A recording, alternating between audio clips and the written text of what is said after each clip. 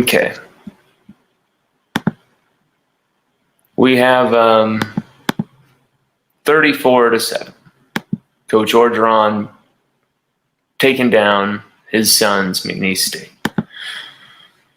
But the stat line just really is kind of cringeworthy. You're expecting a few 100-yard days, and that's supposed to be getting the confidence up for a team that was below the bar we expected already. But when your leading rusher is a freshman with 56 yards and your leading receiver is a freshman with 57 yards, maybe LSU isn't as good as we thought they were.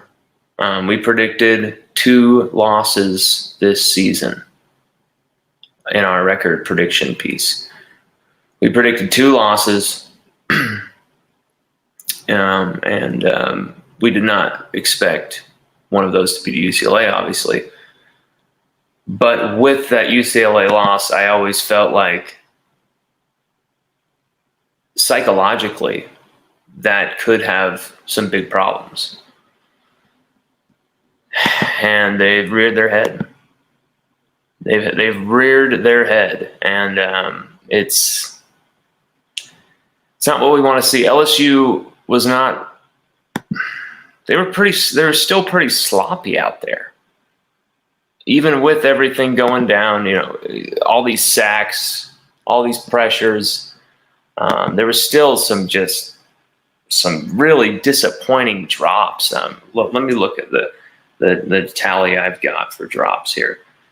Dre Jenkins dropped 3 passes, all 3 targets that went his way.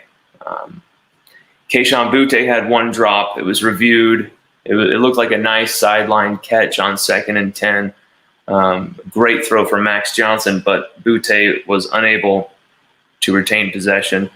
Another came out from a hit, and another came out from a contested pass. So Boutte let some go as well, even while scoring 2 touchdowns on the day. But Brian Thomas Jr., 2 targets, 2 drops, both very lackadaisical plays from him. Both coming from some pretty good Garrett Nussmeier passes. I don't know why Garrett Nussmeier wasn't. I don't know why Thomas Jr. wasn't in the game more earlier. Get him in the rhythm. Him just being on the bench the whole game. No wonder there was that lackadaisical kind of play. Alex Adams also had 1 drop as well. So you got 3, 4, 5, 6, 7, roughly 8 drops there from the offense. This is a receiving core we thought would be unbelievably full of expert playmakers, guys all over the field who are willing to challenge Kayshon Boutte and raise their game because of playing alongside a guy like Kayshon Boutte.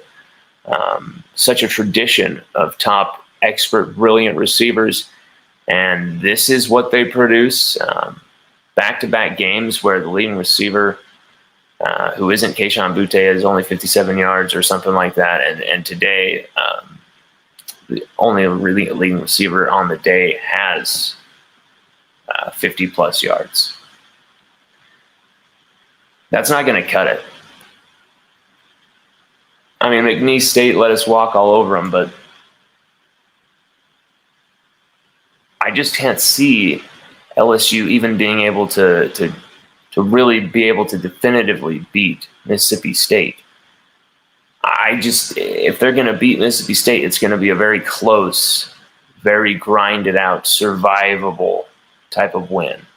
Just barely surviving through Mississippi State. I'm worried. They still got big hits right on Max. They still got a lot of pressures right up Max. Boom. Getting him right in the head, getting him right in the rib cage. Offensive line. There was a play where Ed Ingram completely just blocked Casper. He looked tired and out of shape, like they said this week in the press conference. unbelievable comments this week on the press conference from Ed Ingram and center Liam Shanahan. And man, didn't he look like it? Again, Ed Ingram, the best offensive lineman we have on this team who we're supposed to depend on, completely leaves Xavier Hill with a double team. And, of course, that guy goes flying in right on Max, just a free shot.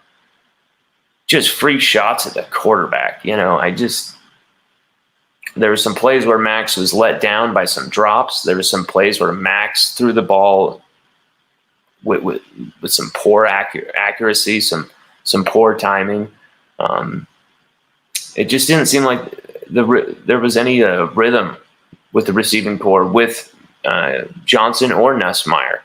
Nussmeier made some excitable plays, extending the pocket, some things like that. He gets your blood going for sure. But Max, I don't know why we're not moving him more, letting him extend the pocket more. Maybe Max needs to take that on himself and say, hey, I'm gonna be more in control of this offense. Because on the plays where he feels more in control, where his every move kind of guides the offense, it feels like we tick along. He had that really strong 10-yard rush where he's making guys completely miss in the backfield. I think he had 3 evaded sacks with moves in the backfield, but not a strong night from Max. I can't sugarcoat it. Not a strong night from our starting quarterback. He still had some confidence with those touchdown throws. Those touchdown throws were filthy. He still had some fantastic displays of passing out there. But at the same time, against McNeese State, we were expecting 400 plus yards. We were expecting not just stats, but just domination in all phases of the game. And yes, he had those first 2 4th down conversions that were pretty badass. 1 3rd down conversion as well to Deion Smith, but 3 3rd down incompletions as well. That hurt us big time. 3 3rd down incompletions just in the first half. That hurt us.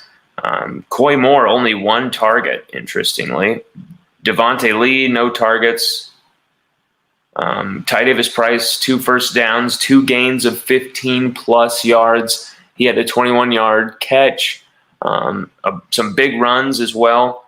Corey Kiner came in, freshman, scored a big touchdown, ended up being the leading rusher on the day against that tiring McNeese defense. But at the same time, that's no joke either. That's fantastic. 5.1 yards per carry from Corey Kiner, 4.6 yards per carry from Ty Davis Price, 8 for 37 from Ty. Armani Goodwin had two rushes, 23 yards. He looked good on that 21-yard carry, but then he hurt himself on the play. Was able to return, though, but was quite limited. Just 36 rushes for 126 yards. Piss poor. That's piss poor. Got to call it like I see it. That is piss poor. You got Jack Besh having a fantastic night. 4 catches, 57 yards, 14.3 per catch. 24-yard long one as well. I mean, he was fantastic tonight. But beyond him, Keishawn Butte, only 5 catches to 31 yards. 2 touchdowns, though. The 2 touchdowns were sick, but Butte, I feel, is even underperforming. Trey Palmer, 3 for 30. Cole Taylor had that nice 4th down conversion, that 7-yard catch. But Deion Smith, his first catch as a LSU Tiger, then he gets a second one. He gets that nice 3rd down conversion. But, yeah, nothing really too much. The defense did exactly what we were hoping they would do. They caused a lot of havoc, a lot of sacks. I think Cody Warsham said 6. Other people said 8. It looks more like 10 or 11 or something, but there was some called back by penalties, but a lot of impressive pressures there. Jaquelin Roy had a fantastic play where he poked that ball out and recovered his own fumble in the same play. Unreal from number 99. Disgusting filth right there, my